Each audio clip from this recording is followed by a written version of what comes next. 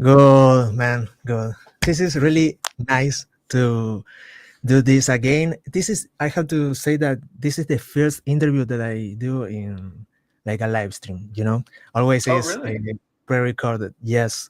Yes. So you will be the first person on this. And I'm really glad of that because maybe you don't remember me, but in the past we did another interview. I do remember, yes.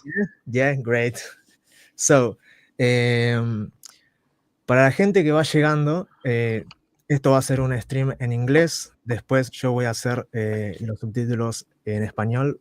La entrevista va a quedar en inglés, pero después yo voy a ir cortando fragmentos. Ustedes las preguntas que le quieran dejar a Bobby, yo se las voy a traducir a él. Okay.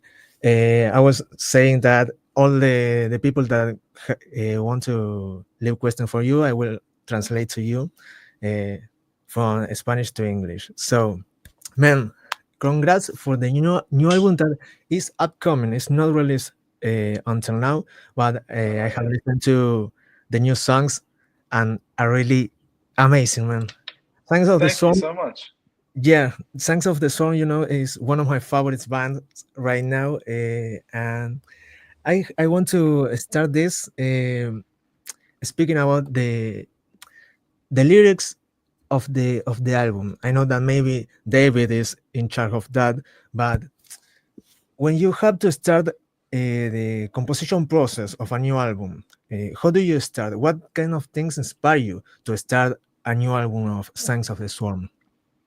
Yeah, so ultimately, a lot of it comes down to time. So we're on a pretty strict schedule, right? Because we tour so much, and we try to do an album every 2 years, pretty much, if we can, maybe 2.5. 3 is kind of pushing it. So a lot of it starts with, we do a record, we start going on tour. Right after the record, we do videos, we go on tour, and then we're on tour for a year, and a time comes around where we're like, shit, we need to start writing some more. About a year later every time. Yeah. And then, so yeah, that's kind of usually how it really starts, is I'm like, well, okay, we need to get together and start writing again. And I do a lot of work here. This is my studio room. I'm kind of set up a little backwards today, but Nice. so I do a lot of work here, and just kind of start sending off riffs to the guys, and maybe somebody will send me a riff. Lyrically, it is a lot of Dave, and also Mike, our bass player, is really great with words. He's very, very smart. Yeah. And so they will work together. Dave usually has a concept. A lot of the times, the last 2 records, it's been a story. He's really trying to tell a story generally. Like, maybe not for the whole album, but he'll kind of think of something. Like this record, he really tried to think, like, why do I do this? Why do I tour? Like, why do I want to make music? Why did I leave my other life behind to start, doing music full time and that kind of thing? And then a lot of the songs kind of dive into different aspects of that and what got him, and I'd say us, but mostly it's from his point of view, to the point that we are now. The things that kind of brought us to that point. So a lot of it's self-reflection. A lot of it is things we've learned on tour. Some of the songs on this album, on Touring Myself and Truth, are just about touring, like the things that we go through on touring. And so I think that's a lot of it for lyrics. Is for this record is he's been trying to be very personal and tell a piece of himself in pretty much every song. But every now and then we have a song that's just heavy, fun. Maybe we think of something as a lot of things that start as jokes will turn into a song. We'll say something and it's like, oh, that's kind of cool or whatever. So there's a couple of those, but there's a lot on this record is very deep and personal to him, I think. And him and I have a very similar childhood and upbringing, so a lot of it means a lot to me.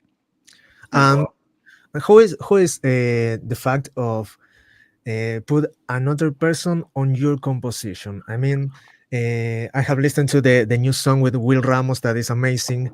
Will Ramos is my favorite vocalist right now.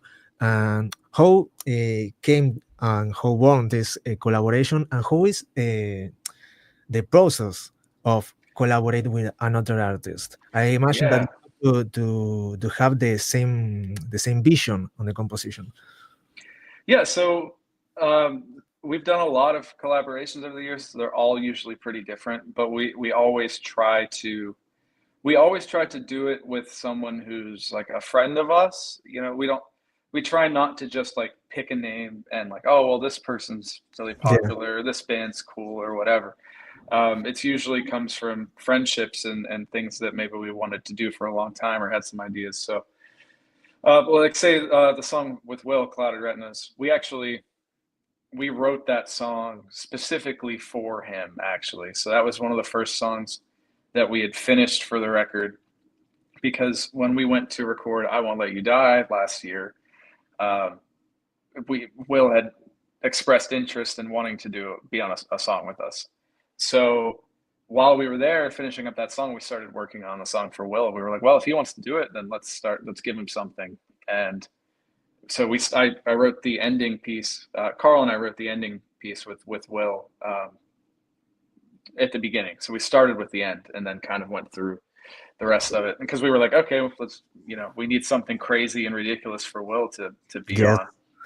So that's kind of how that came. And then, when we went back into the studio in January, we had it pretty well fleshed out. For him, we did some patterns. We mapped out some patterns for him and just kind of let him do his thing. And we have the same producer, Josh Schrader. So he knows kind of what Will is looking for and how Will works best. So that was really helpful to be able to kind of build that from the ground up with Will, or with Josh, with Will in mind. So that was cool. We also had Phil Bozeman on the record, which is amazing. We got to know him a couple of years ago, and he's overwhelmingly kind and friendly and just a great person to be around. And we all grew up. Whitechapel was the first extreme band that I loved when I was a child. So we kind of reached out to him like, hey, would you want to be on a song sometime? And he was just like, yeah, absolutely. A lot of times you kind of get caught up in logistics about money or timing or whatever. He was just like, whatever it is, I'm there for it. So that was something else too, that I wrote a song specifically for him. And this was around the time that he was going through a couple personal things, and like he had like Whitechapel had canceled their tour in Mexico actually because of his mental health. He needed to stay home. And so we were like, at the time we didn't want to bother him. It was around the time we had to record. So we kind of thought that was just gone with the wind. We were like, we don't want to, I didn't even want to reach out to him to ask him to do work if he's obviously going through what he was going through. So we kind of gave up on that. And then about a month later or a couple weeks later, he was like, hey, you still want me to do that song?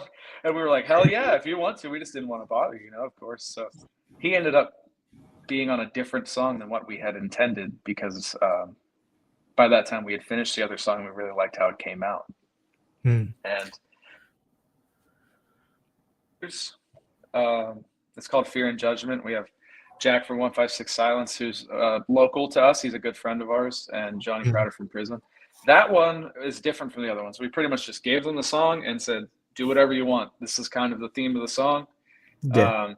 Here's a couple lyrics, and they just went crazy with it. And that one's really cool because they got to do pretty much whatever they wanted. And, that's awesome. So it all depends on the artist. Some people want you to write stuff for them and just kind of give them the theme.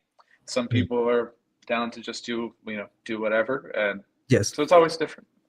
The way of working of each band is different, but the final result of this song was amazing, man. Congrats, really. Thank you.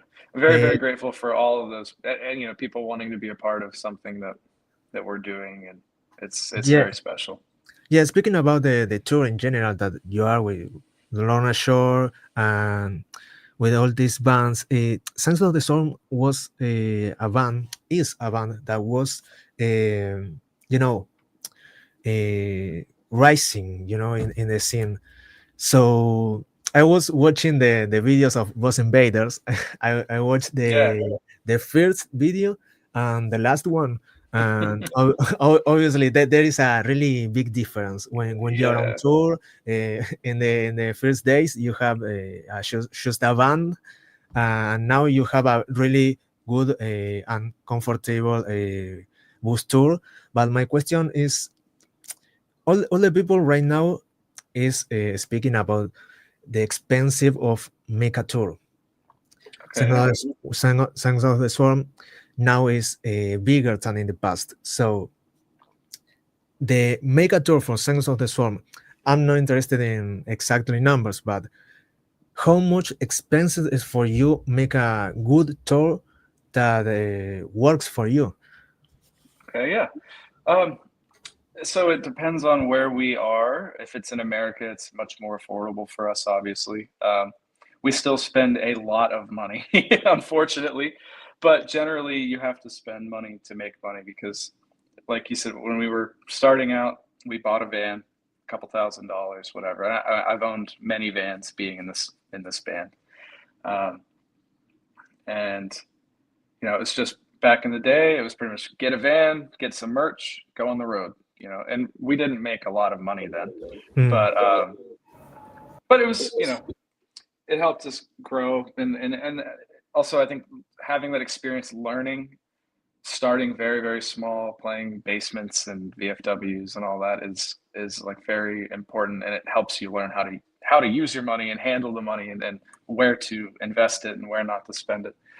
But yeah, and then, now I think we're able to put on we're still not a massive band compared to a lot of our friends and stuff, but we're trying to put on a show. We're trying to give people something different and exciting every time. We always try to, we started with lights a few years ago, and now we have a trailer full of lights, and we're trying to, make this cool impact, which, yeah, all that stuff is very expensive. So between, now we have like a small bus that we rent. We started renting because it was, we have too many people now. So Yes. you can fit 5-6 people in a van if you have to, but now we have, in America, usually we have a lighting person, a sound person, front of house sound person, merch, a driver, a photographer, and all those people obviously get paid. And we try to pay everybody very well. That's something that's very important to me and us, is even if that means I have to take money out of my pocket to make sure that the people that work for us get paid well, we will generally do that because I want people to be happy and have fun. I want people to want to work for us, and I want people to grow with us. But yeah, between that and lights, we had to upgrade. We got to a point where we could have fit in a van, but we had so much stuff in a trailer that a van could not pull the trailer. So then we had to spend more money to get a bigger vehicle that we could bring all the stuff with us that we needed. And yeah, it stacks up a lot. We spend a lot of money on merch because thankfully people are buying it, which is awesome. But we always have to spend in crazy amounts of money on merch. So and then going to Europe is totally different. Generally, you have to. A lot of times you share a bus with other bands because they are expensive, and you can fit a lot of people on a bus. Yeah. And so that's a huge expense, and flying over there is thousands of dollars per person for a flight. And so we try really hard to save our money and invest it. Just being very honest, like a lot of the times we come home from a tour and we're like, oh, we have X amount of money, and it's like you start to think about, well, what's next, right? We have to fly to Europe, we have to buy vinyl for an we set a lot of money aside for those kinds of things, just to invest in the future, because we're always trying to be prepared and be grow the band and grow the business and stuff. It's very strange. There was a point where a couple of years ago where we had to start thinking about not just being a band but being a business, because we were all kids when we signed to our first label with Unique Leader Records. And so now we are an empresario. Yeah, like it's very shocking for me, at least this that you are telling me.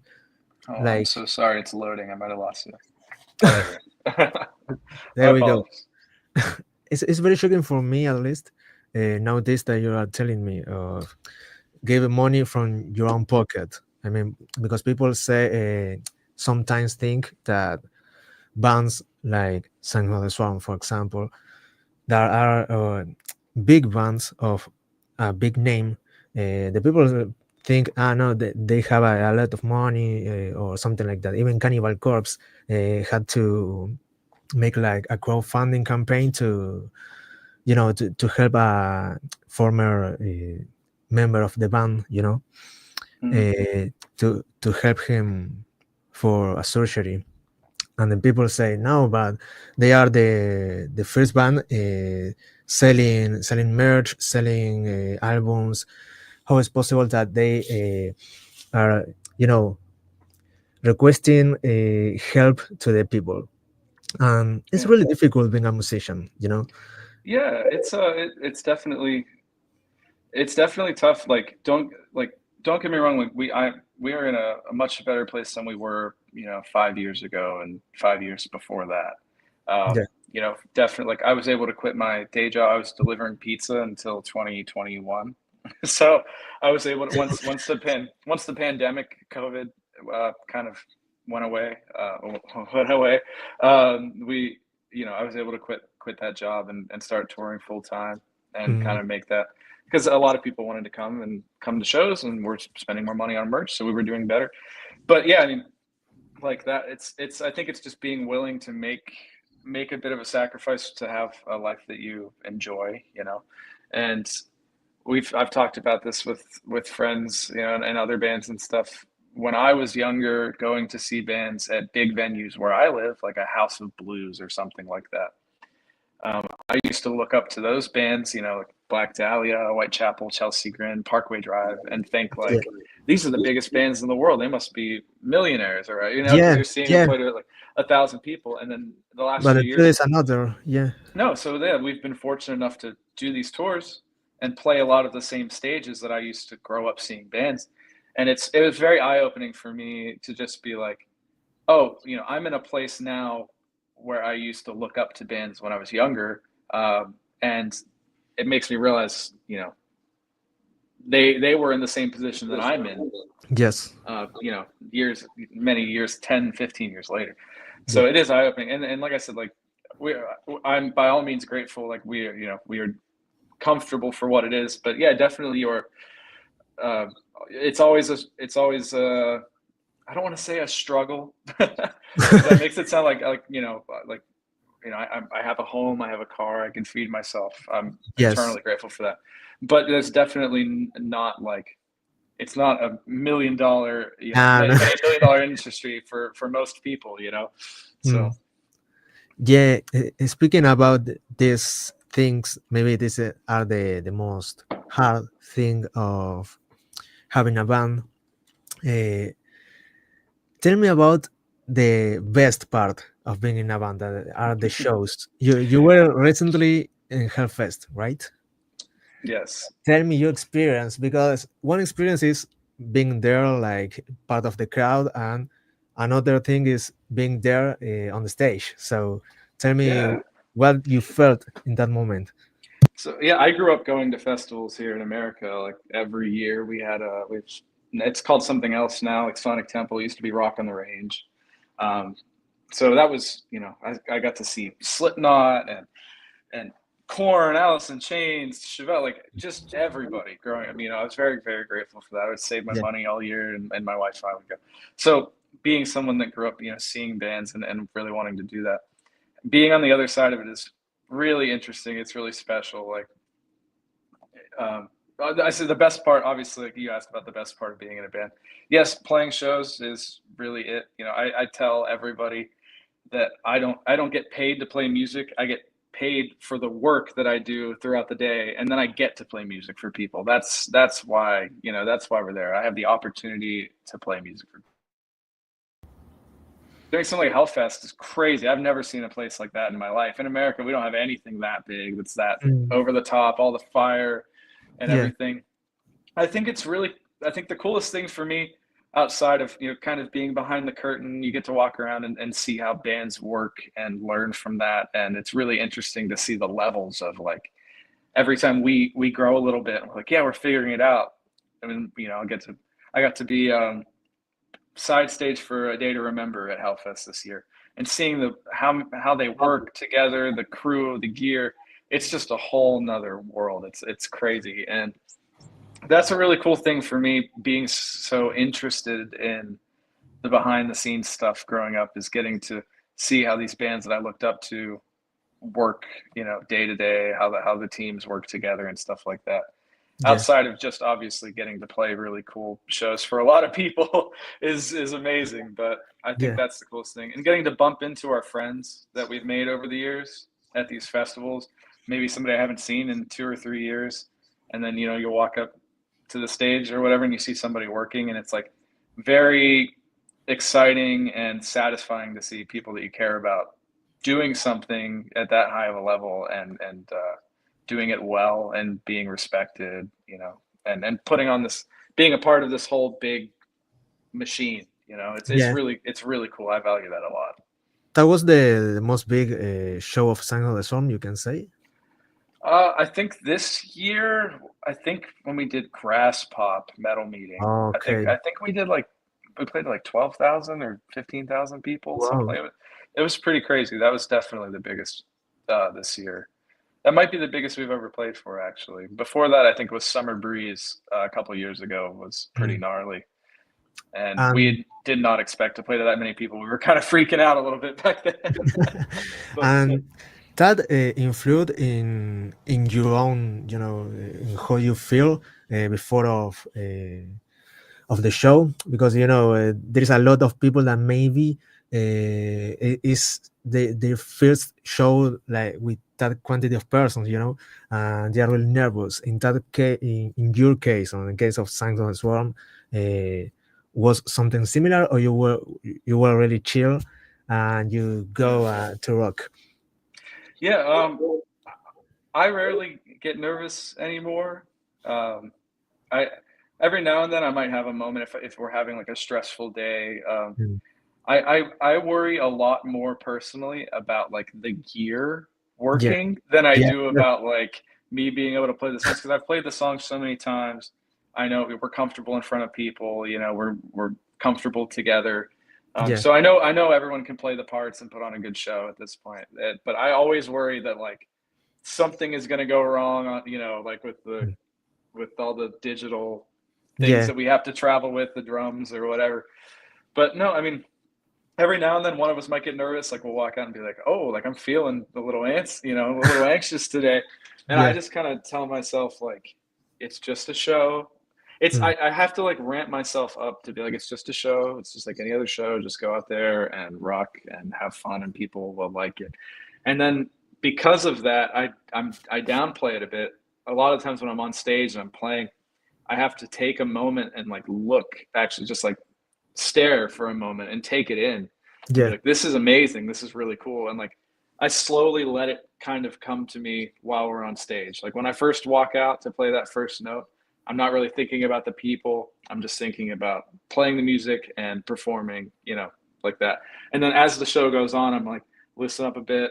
I try to take it in. And so I have that memory, because it's easy with how touring is every day, in and out, the work. It's easy to just kind of go from day to day and be like, it can kind of slip past you. So I try to take that moment to take it in and be like, this is really, really something amazing, But I think nervous. I don't get nervous too much anymore. I get more anxious about something breaking than I do about playing in front of people. That's good. That's good, and very, very important that you're saying, because a lot of people is going to watching you for first time. For example, I never watch you in live, but I want to.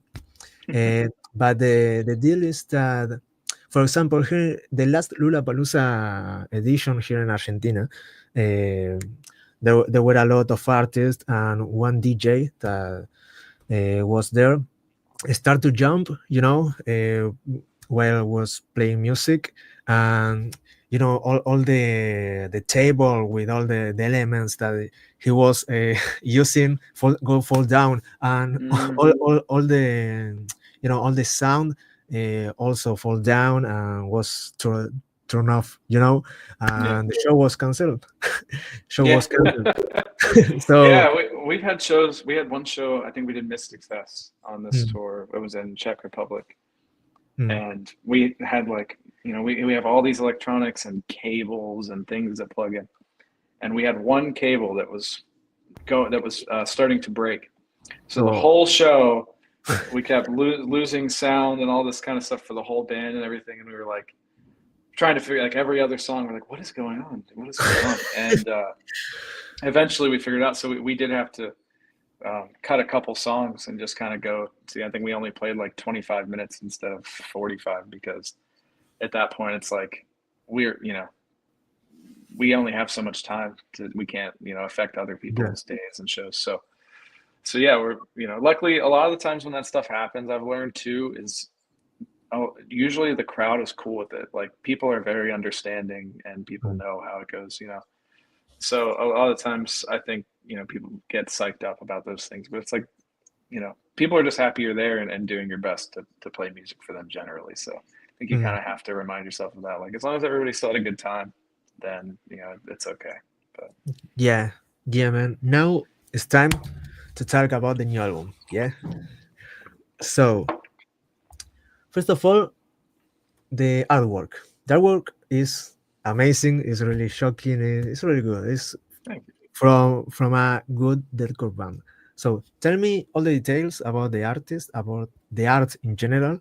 What represent the artwork of the new album? Yeah, so we found the artist through Instagram and saw he had some really cool work and had some things on his page that were similar to that had that kind of washed out, like, ruin looking vibe. And with the title, we had the title decided on before we even recorded anything, before we even like recorded songs for the album.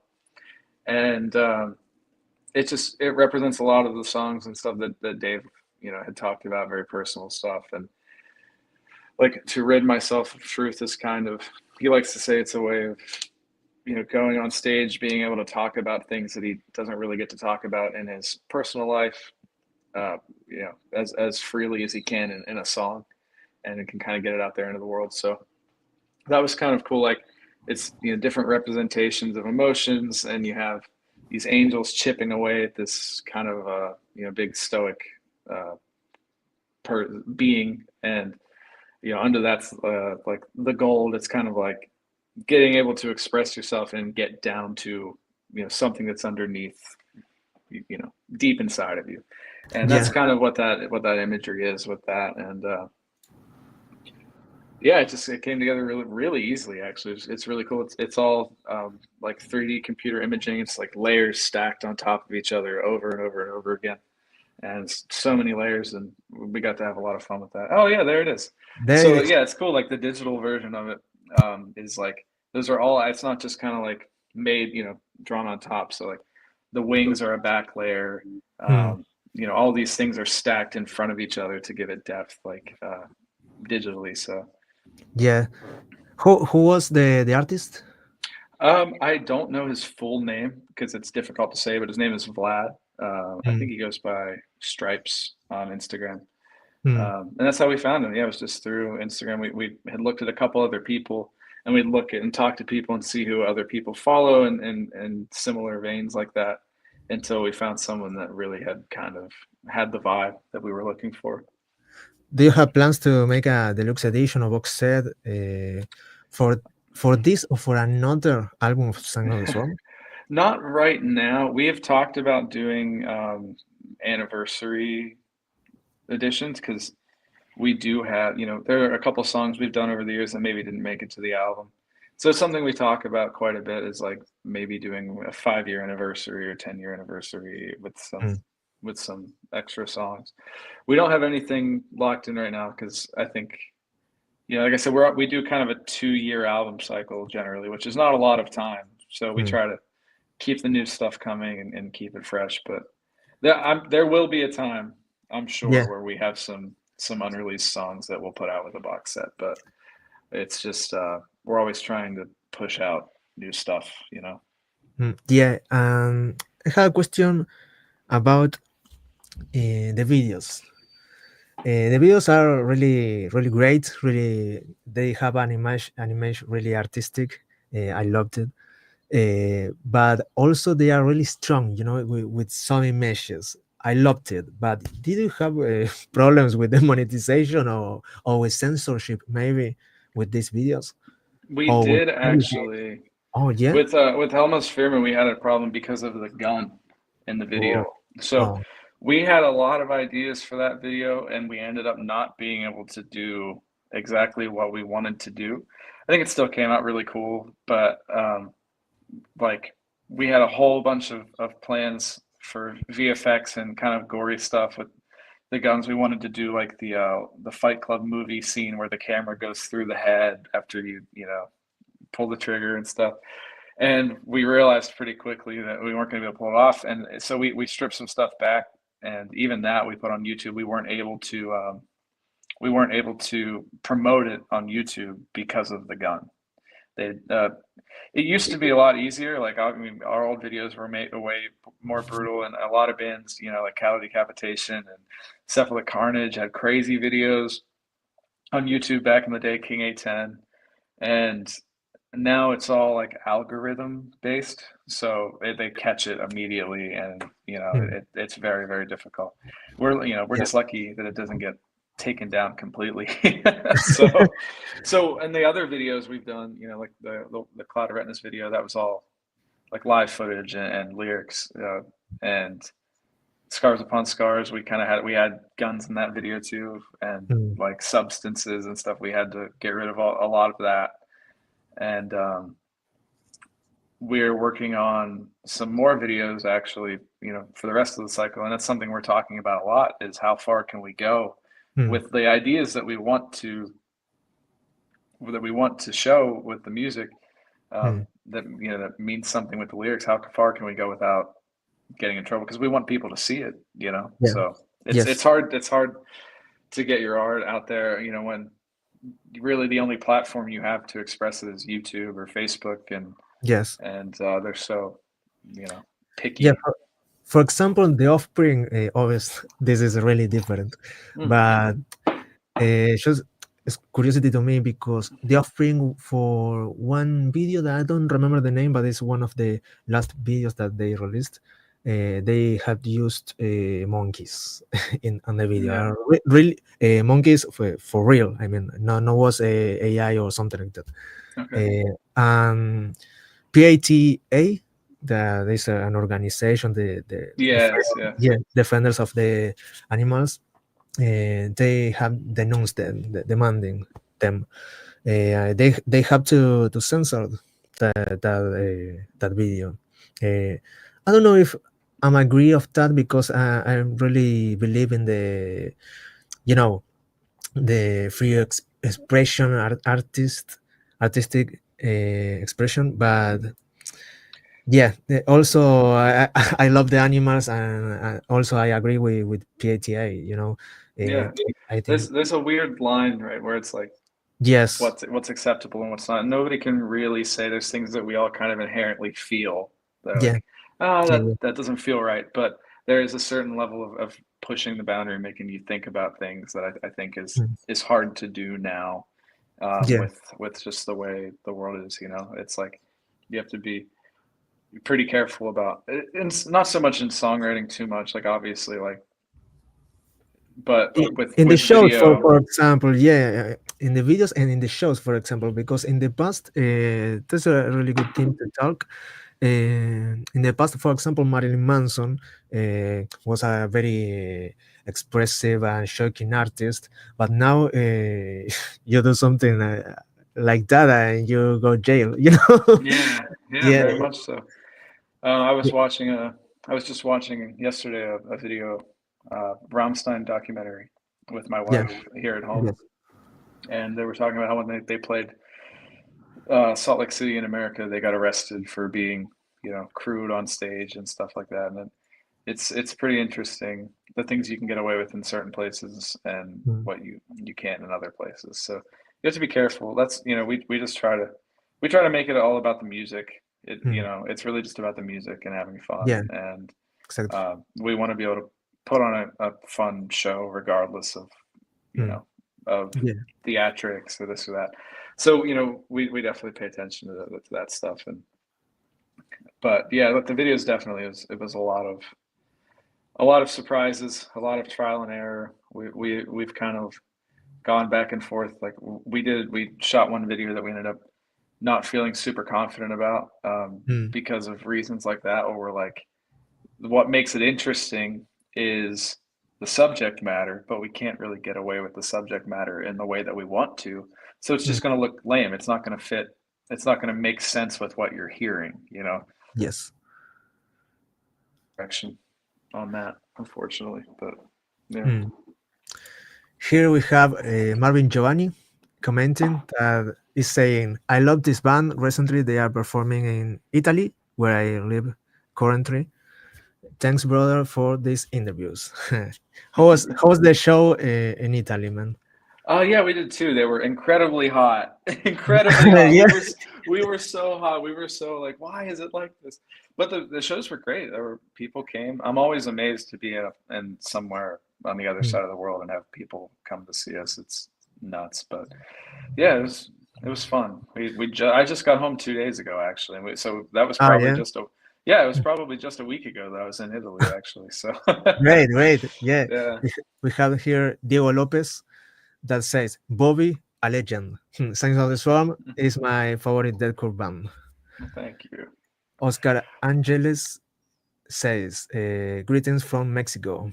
That's awesome. So, man, speaking about the shows, do you have plans for a Latin American tour, or is I know it's really expensive, I know it's really difficult, but is in your mind? We always want to we really want to do South America very, very badly. Because we've never had the opportunity to do that yet. But A lot of deathcore bands they haven't been here. You know, for example, Lorna Shore, that is the most big band right now. They haven't been here. For example, yeah, Mental Quality also, WhatsApp also. You know, just yeah, it's difficult. Tired is Murder. Just I think. Yeah, they were, and I know Whitechapel was supposed to come. But yeah, it's very tough to get down there because you have to. It's just a lot of work and meeting the right people, and usually we try to do a tour with another band as well. We rarely like to do something just us, just because it's more fun that way, and you can kind of expose each other to your audiences and stuff. So yeah, it's stuff we're always talking about it.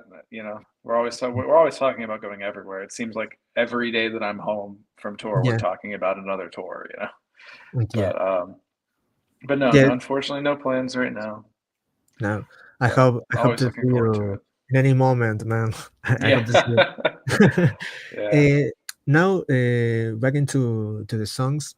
What makes a song a good song for you? When you have to Oh, do a quality check, what says you like this is a good song for science? yeah, that's a very good question. I think there's something, Dave and I talk about this a lot because we've been in the band for a really long time together. And there's just something that we feel that we just kind of know as soon as we hear it, an idea.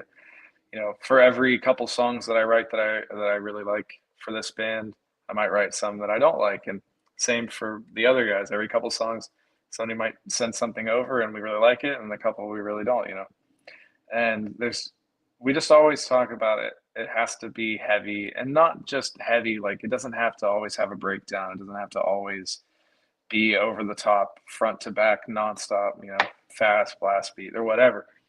There's just like a feeling about it, whether it is the music or the lyrics, the content, or the way Dave can express, or even Dave and Carl like working together. We have a lot of songs on this new record where they're singing together, that you can kind of get this feeling across that it means something, that it has just like this dark energy to it. It's like sometimes the music, even the guitar chords will sound almost a little happy. I don't want to say happy, but like just a little more like exciting and Yeah, uplifting. You know, like yeah, we did that with Dream Killer, where the end of that song is very different from anything we've ever done. And then we have a couple songs like that on this record that have little moments mm, that it takes a bit of a turn, but there's the contrast between that and like um, the energy and the vocal performance and the atmosphere that makes it still feel heavy. And that's something that we talk about a lot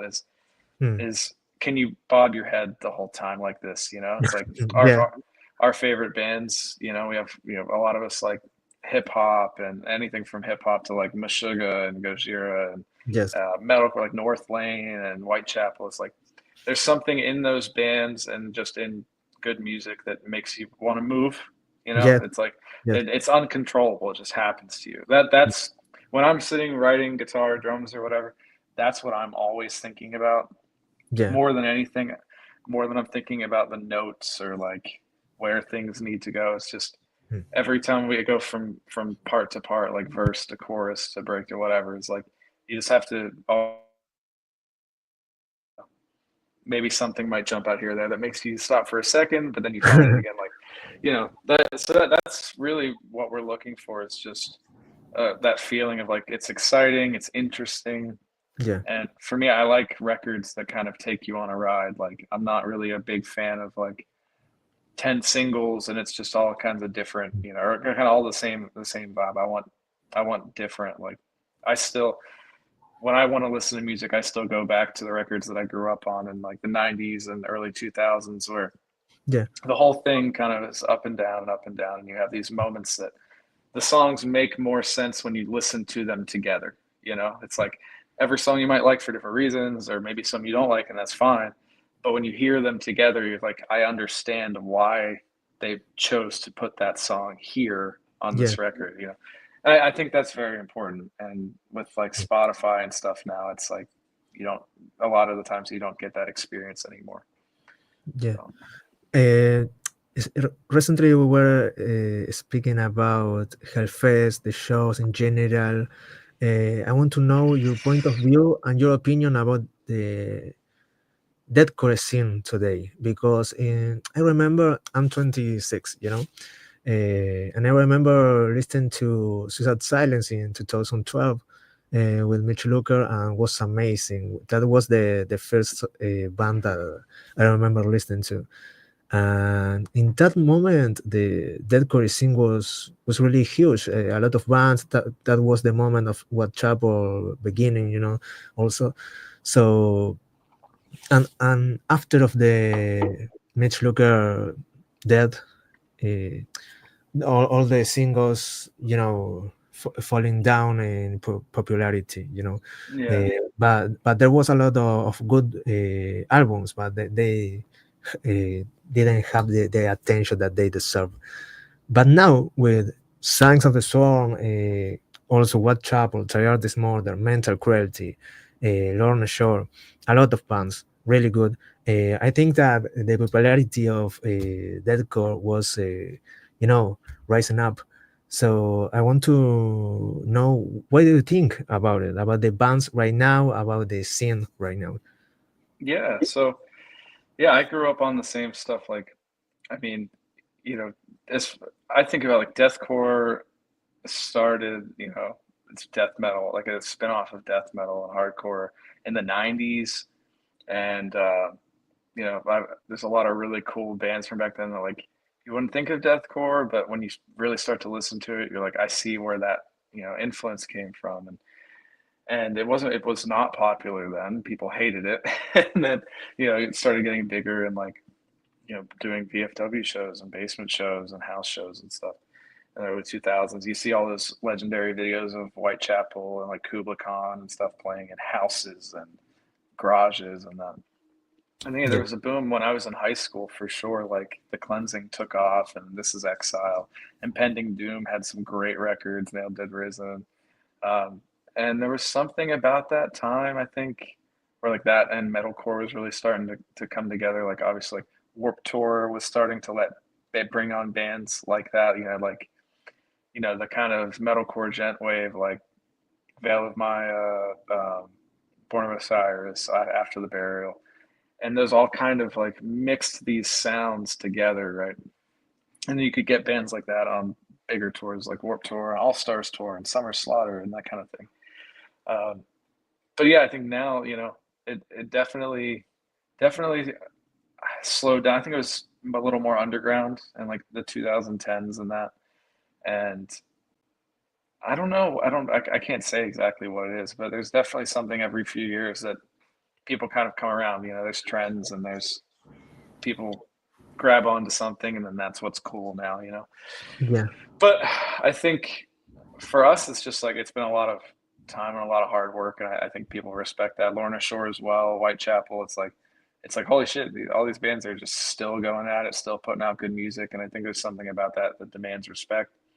And then you have things like, you know, Lorna Shore going viral, that really expose a lot of younger people to this kind of music. That it's like, oh, like for me, that was just like finding you know, Whitechapel on YouTube or something in like 2008 or 9, and it's like, you know, this weird group conscious around the world where people start discovering it, and it starts, you know, picking up on the algorithms or whatever, and then all these people know about it, you know.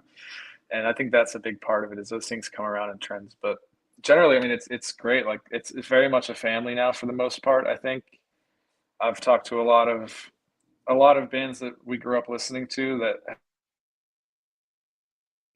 that was a big part of the downfall. I think is a lot of bands didn't get along with each other. Like a lot of people didn't get along. It was very cutthroat. It was very aggressive, and you know, some bands didn't want to tour with each other, and it would be kind of a contest to see who would get, you know, get here or there first. There's not as much of that now. Like there's definitely still a bit of you have to look out for yourself and like take care of yourself, and you know, you need to, competition is good, friendly competition is good, Yes. but I think people are far less bitter about things these days, and it's much more of a community. I think people are, because a lot of us now too, you know, have, you know, bands like Body Snatcher, Angel Maker, Mental Cruelty, just I don't know, any of these bands. A lot of us grew up together, became friends on Facebook, met each other at shows. I mean, Will Ramos was in Awaken Providence. I played shows with Yeah. him in 2013. So because we've all known each other for so long, so many of us have, and you know, we're getting to a moderate level of success, it's like you're just happy for each other. It's like, I've known you for so long, we've all had the same vision. So Yeah. I think that friendly, you know, camaraderie goes a long way with people, you know, getting along, and I think that's helped Yes. helped Totally. to get the you know, the music to where it's at, because there's a lot less disagreements and a lot less bickering going on, you know. So Yeah, that's great, man. And that's really beautiful that you're saying, because the heavy metal is about that, about the brotherhood, you know, about the yeah. help each other. That's really, really cool. And I want to know more about the new album. Is there a song that results very demanding to perform it in live, either by the intense or the speed of the track? Yeah, definitely the first single, Hellmust Me. That one we were all a little bit stressed about when we first got to practice, because it is fast and it's a lot. It's a lot for Dave. He's, you know, barking very, very fast. And yeah, he crushed. We all showed up to do it, and we were like, "Oh, this isn't so bad." We performed Cloud of Retinas with Will in Tilburg, I think, a couple weeks ago, and that song we've never practiced together. We never thought about playing it, but Will wanted to do it live with us. So at sound checks for a couple days leading up to it, we just sat and just practiced it together a couple times, and we were all very nervous about that song too, and it ended up not being too bad. Um, you know, getting away with songs with features live is tough, because we put a lot of weight onto the features, and they're very unique to the people who do them. So we're always a little nervous Yeah. about pulling those off. But yeah, I mean, I think we've kind of dialed it back a bit in the sense of, you know, we're always trying to level up and do more cool stuff. But when we used to just kind of sit and write like solely on the computer, we wouldn't always think about what we could pull off live. So I think we're a little more conscious of that these days, and trying to leave space for, you know, for like Dave to breathe, for the music to breathe a little bit, and to give us some moments to be able to pull the song off the way it sounds on a record, you know. Mm. But I'm trying to think, man. There's really nothing that's like too ridiculous that I don't think we'll be able to do or anything like that, you know. Yeah. But definitely that Helmets for me. At first, we were like, man, you know, we got to put it early in the set list, so that way Yeah. we're fresh for it, and we have the energy to pull it off, you know. Yeah. So, do you have any favorite song from this album? Oh my goodness, that's tough. It's very hard to choose just one. I know. Yeah. I got asked this for a written interview a couple weeks ago, and I ended up giving like 3 different answers because I couldn't like I love the song Iron Sacrament because that's the song that has Phil Bozeman on it, and that's just very special because we all looked up to him for our for almost 20 years now. We've all looked up to that guy, so that's a really special thing to hear that. I tend to really like the songs that other people might not like as much. like like we have a lot of, like I said, we have a couple songs that we've written that never even made it to records that I really liked, and I think there's something in that kind of like, maybe it's a little bit of weird musicality that won't go over as well with the people that like our music generally, that I really enjoy those kinds of things because it's different. So we have some Wait, really you are mute. You are muted. You are muted. Yes. really it doesn't say the mic's on. Maybe it was disconnected the audio.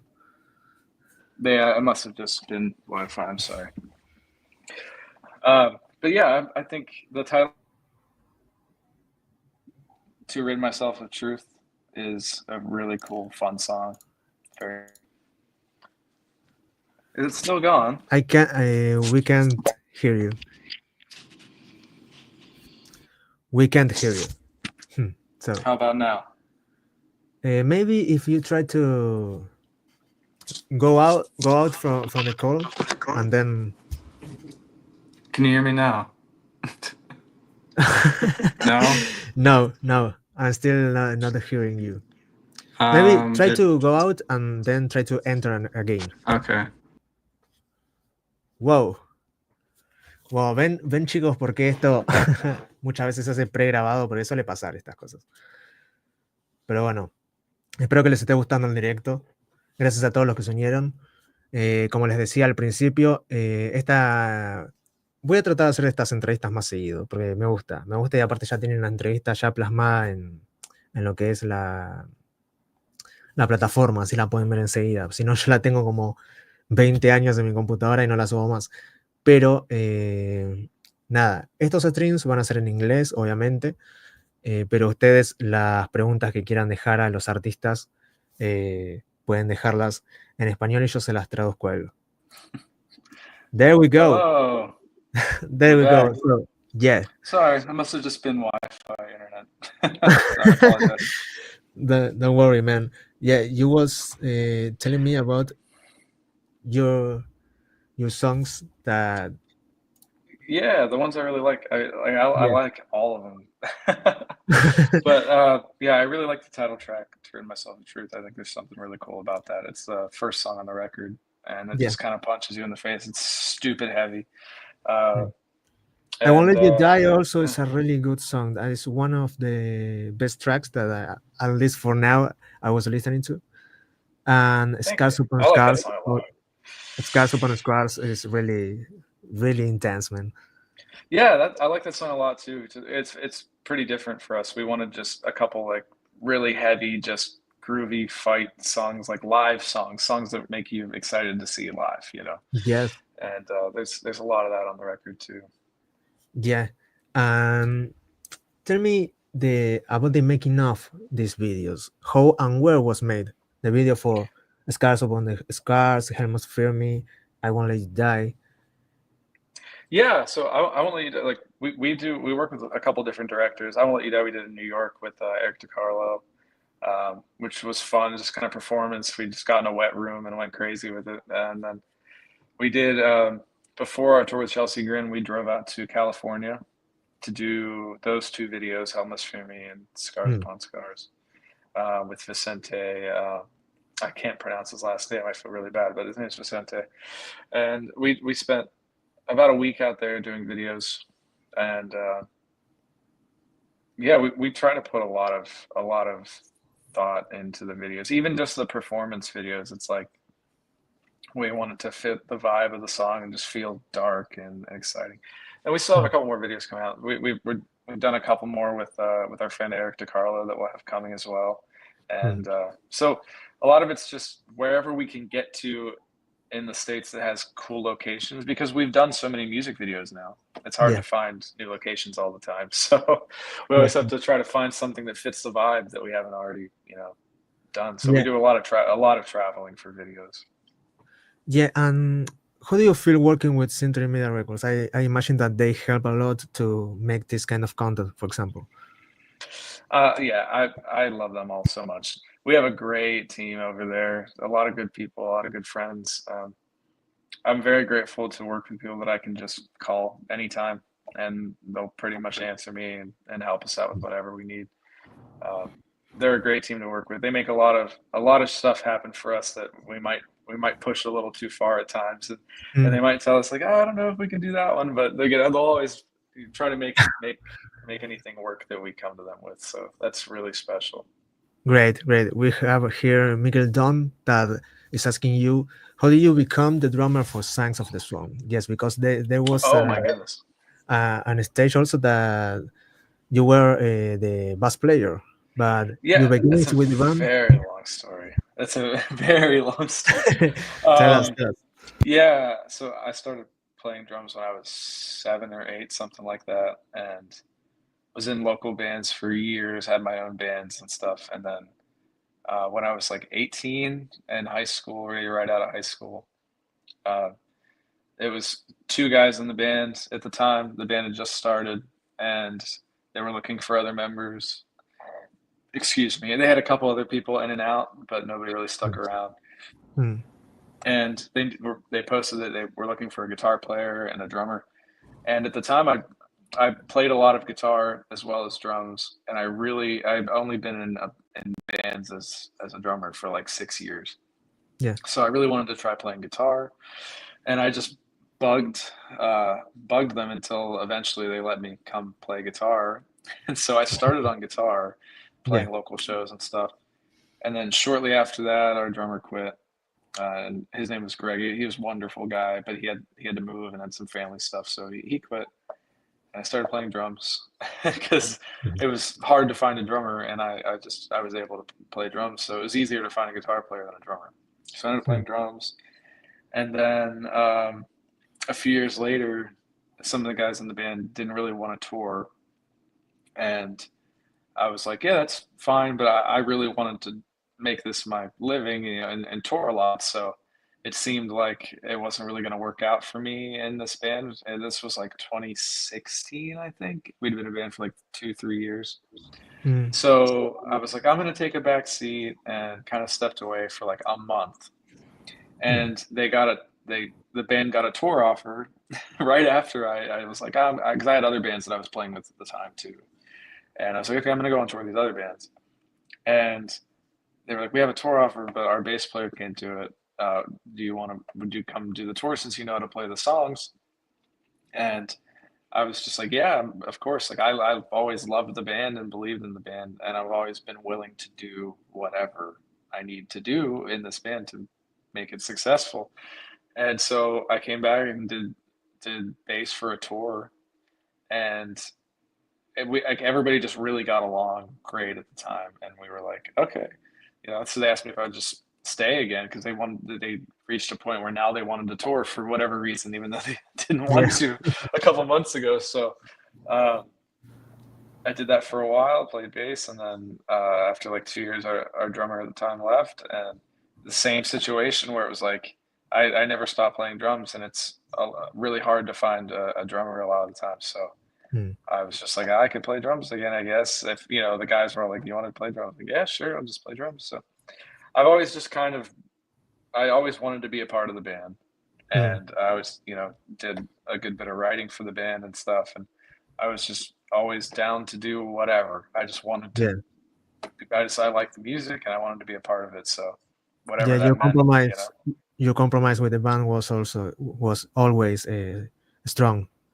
But have you took lessons to learn? I didn't really take like private lessons or anything, but I was in drum line, and I did band in school, for my whole life, pretty much for like 10 years. And I went to college and did some drums. So I had a lot of great teachers in school that were really great. And I would spend hours and hours and hours playing drums every day, like at school, come home, play video, rock band, video game, drums and stuff. So yeah, I never really had like a private teacher, but I had a lot of teachers in my school years that were awesome, that helped me a lot.